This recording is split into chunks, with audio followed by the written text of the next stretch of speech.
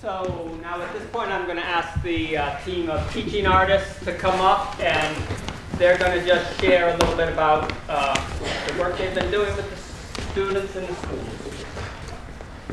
Hello, my name's Justine. I'm Raymond. I'm Joseph. I'm Jen. And we are Everett artists.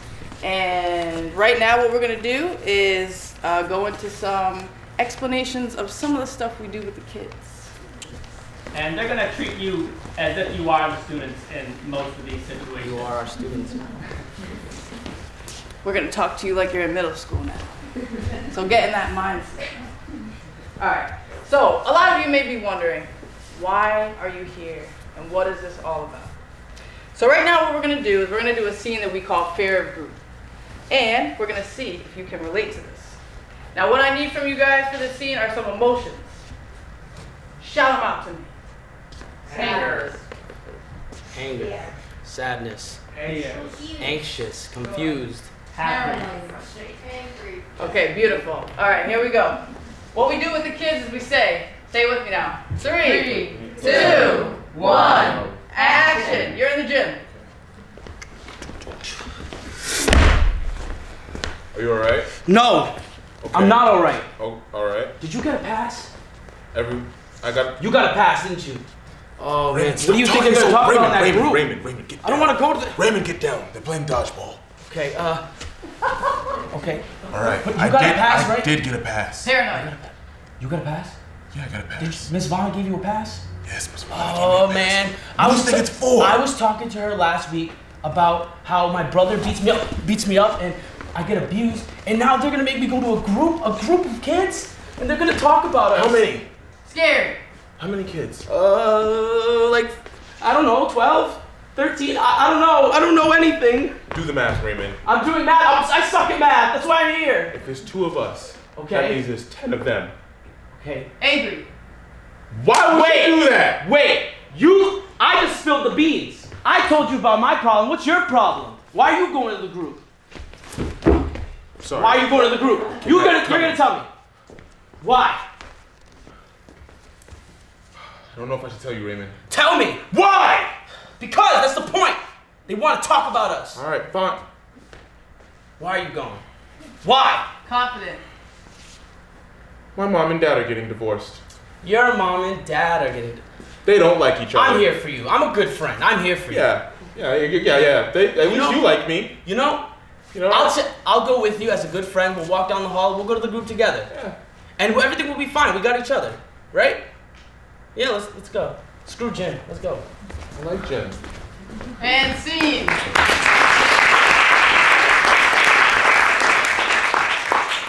Now, do any of you remember why Raymond said he was going to the group? What was that? Yep. Yes, thank you. Yeah, he was being abused. His brother beats him up and he gets abused at home. Now, does anybody remember why Joseph said he was going to the group? His parents are getting a divorce, yes. Now, does anybody relate to any of those problems? You can raise your hand or nod your head if you do, if anybody's ever been through anything like that. All right, good. So this is how we start session 1 off. We find that laughter often breaks the ice. A lot of times the kids come to group wondering, what is this all about? And we know that when you laugh, you're more open to learning and more open to new ideas. So that's how we start session 1. All right. And I bet you're all wondering, why art? Why artists in these groups? Well, artists are known for telling their stories on the stage and telling their truths about their lives and their true stories. So, history class is about history, math class is about math, but we wanted to make this class about you and your true stories. So now we're gonna have Joseph come up, and we want to be respectful. He's gonna tell us a true story of his own. Take a look at me. What do you see? Are you able to determine who I am through the person sitting right next to you as I speak? I'm 17. I've been bullied in school and abused at home. And I'm still expected to show up in school. No, wait. Screw this place. Life with this positive attitude. I'm already in school pissed off as it is. I can barely focus in any of my classes. I hate it here. I have no real friends. I've already been held back a year. I'm only passing English and electives. As a matter of fact, I'm feeling everything on purpose at this point. Because all I'm thinking about is, should I go home tonight or sleep in 11-degree weather?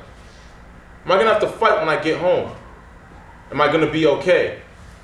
Does my girlfriend know I'm not really mad at her every time I yell?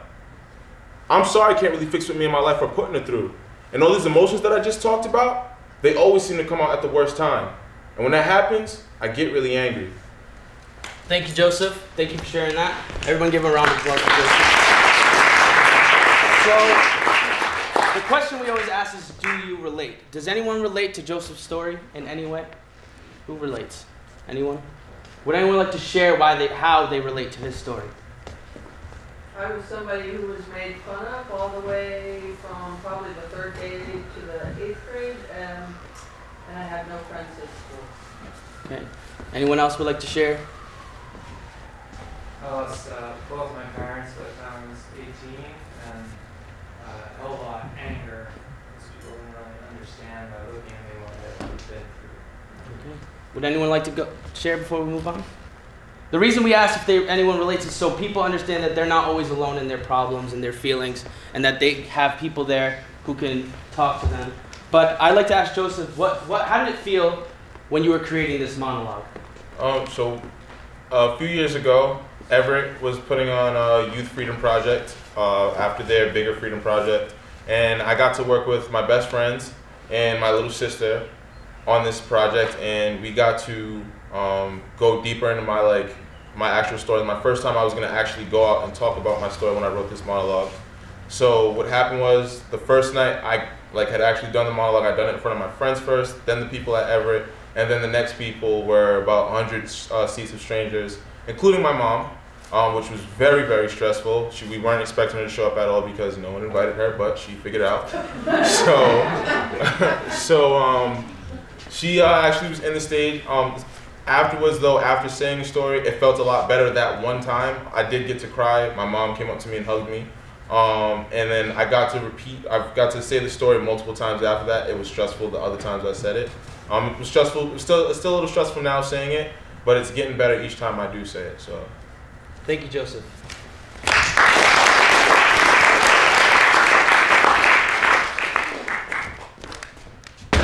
Alright, so all of our students that we work with have experienced trauma, and we all have different reactions to trauma. So now me and Raymond are gonna do a scene about reactions to trauma.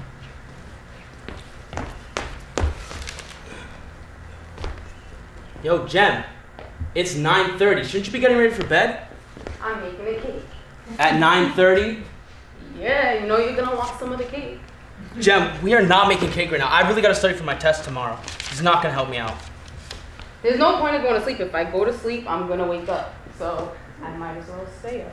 Why can't you just go to sleep? If I go to sleep, I'm gonna have nightmares and I'm gonna wake up. That's a part of sleeping, Jem. You go to sleep and then you wake up. We both got school in the morning. I was in the car with Grandpa when he crashed. I was in the front seat. I know, but what do you want me to do about it? He was the one who took the wrong turn. All right, but that's why I make cake. So it smells like him, like vanilla. Is that why you can't sleep? Yeah, I try and then I just keep thinking about it and then I dream about it and I wake up. You have to think of something else. I really got to study. You think studying's a big problem? I've got a test tomorrow. I was in the front seat with Grandpa and you're worried about that? If I don't do this, who's going to do it for me? You going to do my test for me? You're not going to understand it. You're only in 6th grade. You just don't understand. You think this only affects you? You know, I used to go to the park all the time with Grandpa. And now I'm not going anymore. You know, it affects all of us. And it's just crazy. You know, I'm going to fail this test anyway. I can't even concentrate in school. You know? And there's so much pressure on me because I'm the oldest. I didn't know it bothered you like it bothers me. Well, it does. I can go to the park with you. To do what? Even though Grandpa's not here, he could still be here. Yeah, I know. I mean... I can try to help you with your homework. No. You can go do your cake. You do your cake, and I'll just finish my homework and I'll take us to bed, all right? Okay.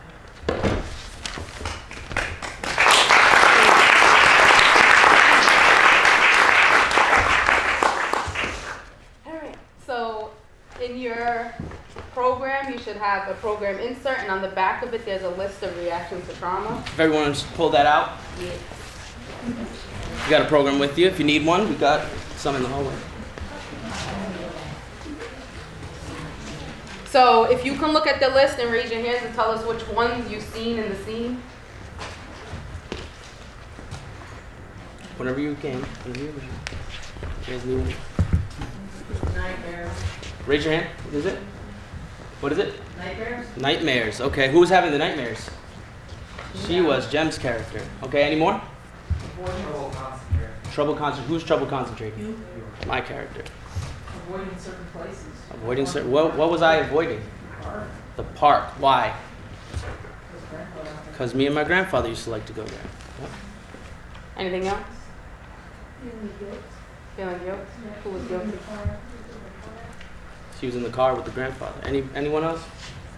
Just a few more. What is it? Feeling angry. Feeling anger. Who was feeling angry? Both were Both of us. at various points. Mhm. Feeling sadness, grief, and loss. Who were we grieving? Your grandfather. Our grandfather. Yep. All right. I think that's the four. I think that's all of them. Just about. Physical health problems, which is not sleeping. That could totally lead to that. Yep. That's a good one. So now if you could take a moment and look at the list and think about your life and the ones that relate to you. Just take a moment.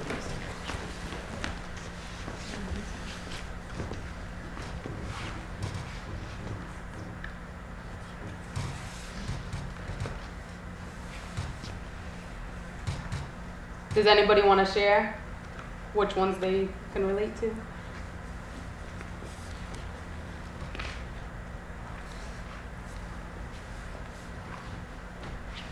I usually sit in the back row because I worry about what's around me.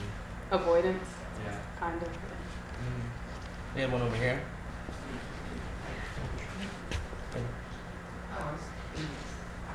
I was looking at this list and, thinking about the trauma I went through as a kid, and I remember just carrying a lot of shame for things that happened to me, feeling guilty. And I think, even as an adult, I still struggle with feelings of guilt, and it pulls a lot of guilt on myself for things that I know that I'm not okay. We have a lot of kids that feel that way too. I've been told that I'm really good at scaring myself. I don't need anybody else to scare.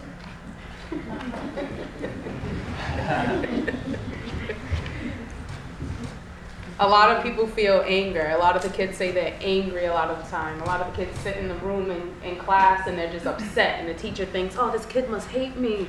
And it's really not that. They're just going through their things. So thank you for sharing.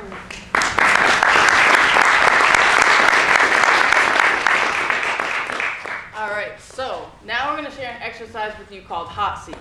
Hot Seat stands for Helpful Other Thoughts. Now, one of the main objectives throughout the 10 weeks that we're with each group of kids is to have them start to think about their thinking.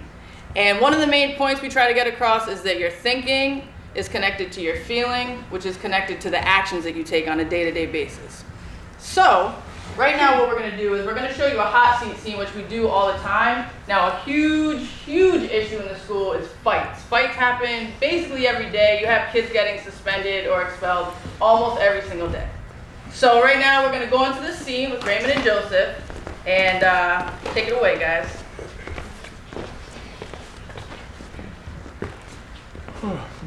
Hey, Matt.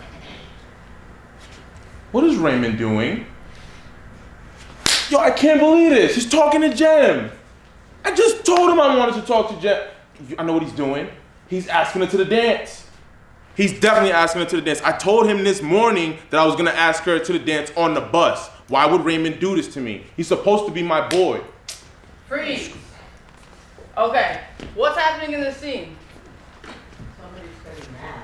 He's getting mad. Why is he mad? What is it? Assumption. He's assuming what? Okay. Now, do we know that it's true that his friend is asking Jem to the dance? No. We don't know? You're right. We don't know. So how can we find out? Ask who? Joseph should ask Raymond? Okay, cool. So now I have another question. what's the best case scenario? What's the best way that this could work out? You can clear things up. What if Raymond wasn't asking her to the dance? Would that Would be Finding Jem good? to say yes. Hey, that's another option. Okay, so let's play out the scene now. Jem, you can sit down. Let's play out the scene where Joseph is going to go ask Raymond if it's true, and we're going to say in this scenario that it's not true. So where do we want the scene to take place? Cafeteria, she said. Cafeteria? All right, here we go. Action. Be careful not to stab your meat in the back. What are you talking? Did you do something to my meat, man? I wish I did.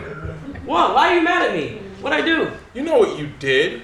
What? You asked Jem out to the dance. Ask Jem. Have you seen Jem? No. Yes, I've seen her. I would never. You're my friend. You told me that you wanted to go out with her. Why would I do that? So what were you doing talking to her? She is the smartest girl in school. I had to ask her for the homework. Oh, so you just being dumb as usual. Yeah. Freeze. Okay. So Joseph found out it wasn't true, and they're probably gonna work it out. It sounds like. But let's say, what's the worst thing that could have happened? It's true.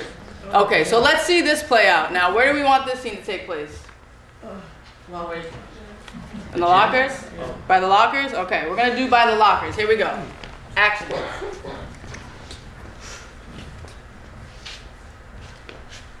You like opening up things, don't you? Yeah, bet you do. What? What's wrong? What? What? Did you Yeah. ask Jem out to the dance? Oh my God. She told you, didn't I'm just she? gonna get in my locker. I'm sorry. Look at her. I'm just gonna close it. It won't. Get out of the fit. locker, man. No, I don't want to come out, Raymond. As a What? matter- Why? You know what, Raymond? What? After school. After school? When does Freeze! school end? Okay, Rim, you can take a seat. Joseph, come here to the center. I'm gonna ask you right now to do an inner monologue. Right in this moment, what are you thinking in your head? Go. Yo, I can't believe Raymond did that. There's no logical explanation for this.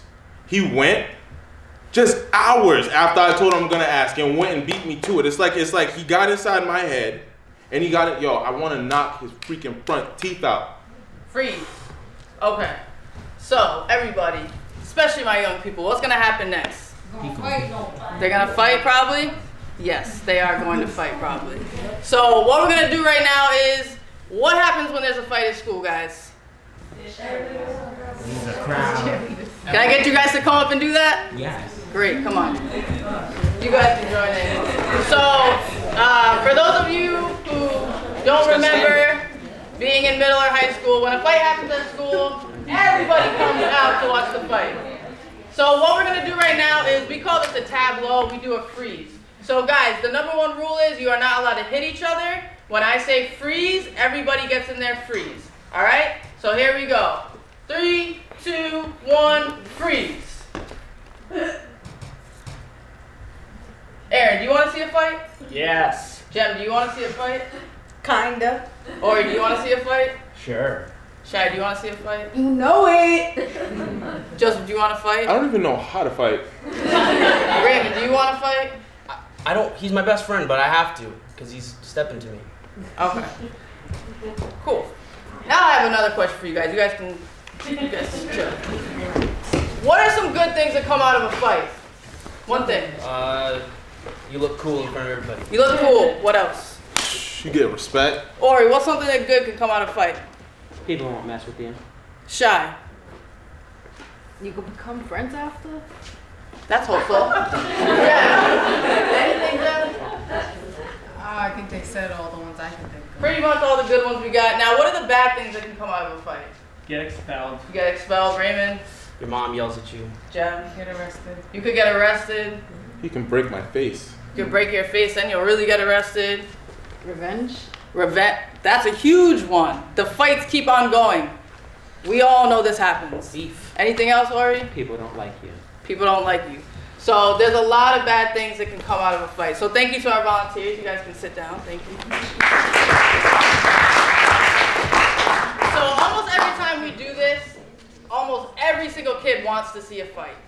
So what we're gonna do right now is we're gonna ask Joseph to go back to before the fight happened. Now, what I want to do with this scenario is say, Joseph, what if you walked away from him in that moment, you went home, and you were thinking about this, okay? And what I want you to try to do is, instead of allowing your negative thoughts to take you to the point where you're ready to fight him, try to have some helpful, positive thoughts that might take you to a different outcome, okay? Here we go, action. Stupid Raymond. Can't believe you do this to me. He's probably gonna have a great time. Jem looks like she knows how to really dance. Yo, maybe I should just go tell Raymond how I feel though. Like, I don't understand like why I didn't just do that the first time. I gotta come all huffy and puffy at him. I don't even like to fight. That's why I left. Like, but if I talk to him, what if he laughs at me? I don't know. You know what? No. You're in the 7th grade. It's time to be a man. Let's go. All right, free. So it sounds like you want to go talk to him and let him know how it hurt you. Yes. Okay, where do you want the scene to take place? We're going to do this in the school courtyard. Outside the school. Okay. So Raymond, let's say that you are playing basketball, and here we go. Action. Break. Oh my God, are you gonna start this again? What? Are you gonna start this again right now? Raymond, calm down. What? You're the one who asked the girl up, okay? You're the reason why we're here. All right, now just relax before I lose my mind. I'm doing the respectful thing right now. Okay. So what are you here for? Why'd you do it, man? You know how that makes me feel? I was in the moment, you know, like you see a pretty girl, like hormones are going. I just said yes because I was just like, I didn't want to go to the dance alone. Oh, so you let science take over? Yeah. Makes sense. But I thought about it. I went home and I thought about it, and like, you're my best friend. I'd never want to hurt you, you know? Yo, I was thinking about it. Now, I'm not saying like Jem's bad or anything, but what if we all went together? You know, my mom was gonna take us anyway, and she's chaperoning regardless. Like as like friends. We could all go like as friends.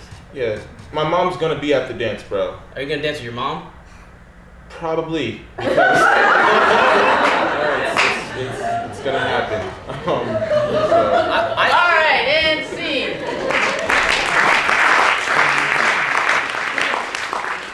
So in the actual classroom, we try to get the kids to come up. We start the scene, and then we get the kids to come up and take the place of the actors, so it would actually be them doing all these things. That's our goal in every single class. And you know, a lot of times kids, like that scene you just saw right there, a lot of kids will right off the bat say, oh, that's fake, that would never happen. So we say, okay, how would you resolve it? Come up, because nobody's solution is gonna be the same as somebody else's solution. So we do a bunch of different solutions, and everybody gets to pick which one they would try in real life if that were to happen to them. So what we wanna do right now is, we wanna do a little experiment. In the class, we ask the kids at this point to actually write down real life problems they're going through so we can role play them up on the stage. And so right now what we want to do is just see, you know, get a couple things from the audience. Is there anything you'd be willing to share with us that you're going through or that you've gone through, or that, like, if you have kids or if you're a teacher or a clinician, that something you want us to try out?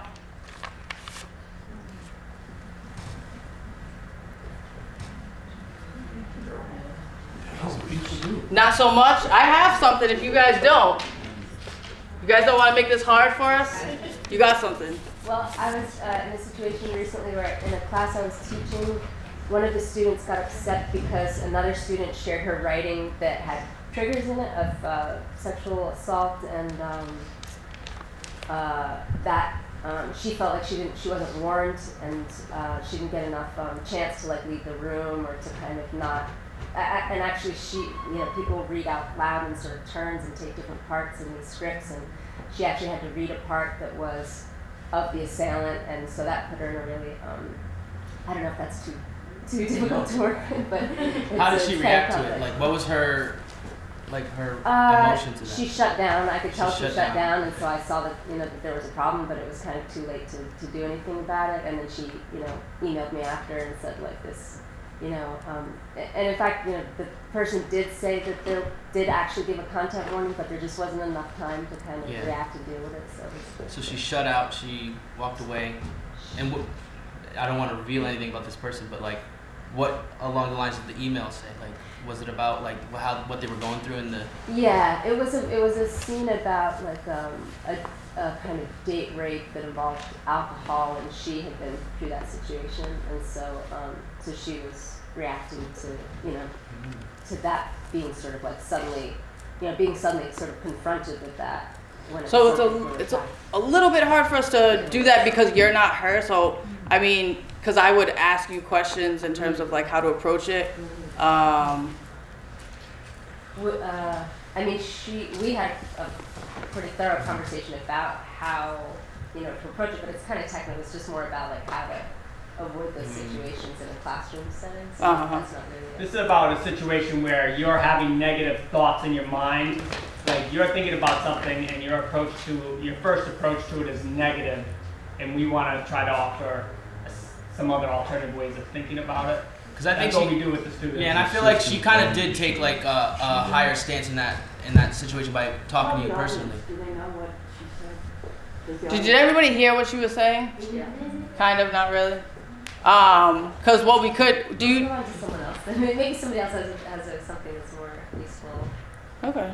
But I mean, I had an idea because do you think she would have wished she could have just in that moment said something, or? I don't think so, because I think then that would have like made her feel put her on the spot more and made her more vulnerable. Yeah. So I think probably what she did by just kind of shutting down was that. And then talking to you about it afterwards. Was she angry with you? No, she was. Well, I mean, she was angry with the situation, but she was very cool with me. I mean, she was very nice I with me. think She wasn't. as people who teach and work with other people, it's always good to try to be them, put yourself in their shoes, and try to have helpful other thoughts for them, so that maybe when you talk to them, you can be good for them right away. You know what I mean?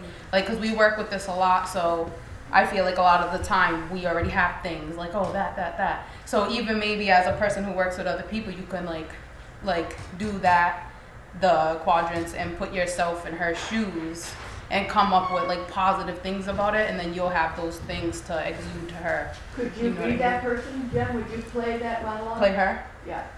I'm gonna speak as if I'm you and I'm trying to be her type of thing. All right, so I have a student, she's been through this thing, I've seen it trigger her. She doesn't know how powerful she is as a person to be somebody who's been through that, and how she can help other people. And like, I know people at Everett who's been through terrible things and they use that to uplift other people. Maybe I could talk to her about that and how to use it to her advantage.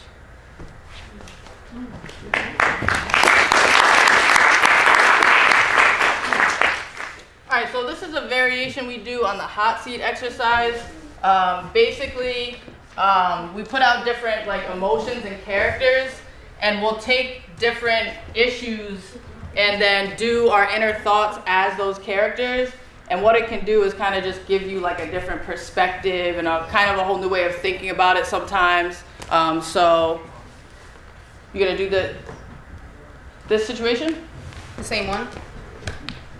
Can you tell us what the words say, or? Yeah. Yeah. So you should know. Yeah, sorry. So President Obama, superhero, a monk, Beyonce, curious, and a cheerleader. Ooh, honey. You are beautiful, fabulous. And girl, what you've been through, it's all right. You know how many people done been through that? Use your girl power. And you're gonna find so many people that wanna put a ring on it. So don't even let it put you down, girl. You know what? I'm gonna put you in my next commercial.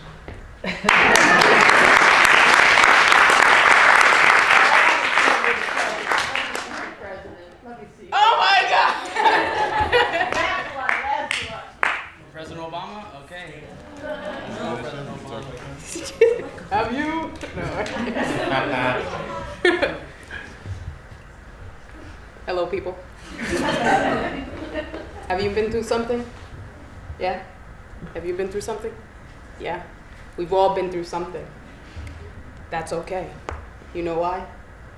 Because we've all been through something. We have all experienced things. You are not alone. We are going to use this to be better people. You know, so if you vote for me, we will be a powerful nation.